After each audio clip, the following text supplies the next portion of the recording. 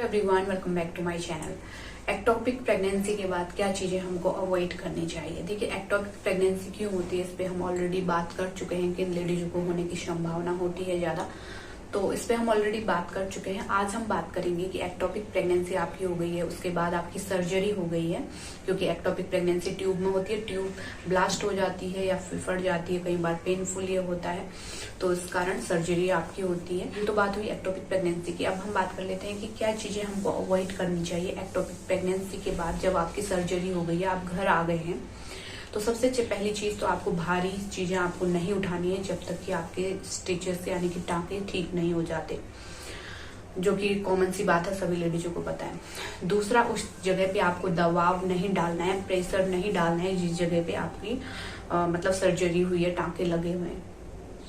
तीसरा, आपको जो सीढ़ियां हैं वो आप चढ़ सकते हैं, लेकिन काफी स्लोली आप चढ़ सकते हैं, यानी कि एक सीढ़ी आपने चढ़ी, उसके बाद आप रुक जाइए, कुछ समय आप ब्रेक लीजिए, फिर आप दूसरी सीढ़ी चढ़िए। इस तरीके से आपको मजबूरी है तो सीढ़ी चढ़ सकते हैं, लेकिन काफी धीरे धीरे रुक के आपको सीढ़ी चढ़नी है। और तीसरी चीज, आपको भारी सामान नहीं उठाना है, यानी कि भारी सामान आप उठाएंगे, झुकेंगे और आपका जोर जो पड़ेगा आपके जहाँ पे स्टिचेस लगे हैं, तो ये चीज आपके लिए सही नहीं होगा। हो सकता है ब्लीडिंग आपको हो जाए, टांके आपके टूट जाएं, इस तरह की प्रॉब्लम आपको हो सकती है, तो ये चीजें आपको अवॉइड करनी है। और दूसरा सवाल ये आता है कि इसके बाद हमको नेक्स्ट प्रेगनेंसी का प्लान करनी चाहिए। देखिए, पीरियड आपका 5-6 वीक में आ जाता है, 4 से 6 वीक के अंदर आपका पीरियड आ जाता है।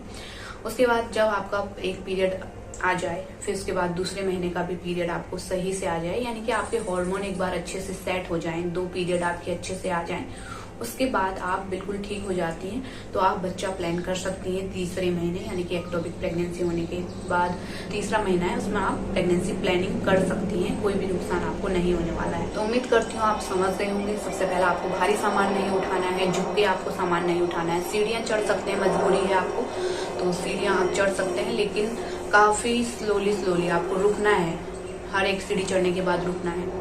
तीसरा, आपको टांके वाली जगह पे साफ सफाई रखनी है और दबाव उस जगह पे नहीं पड़ना चाहिए।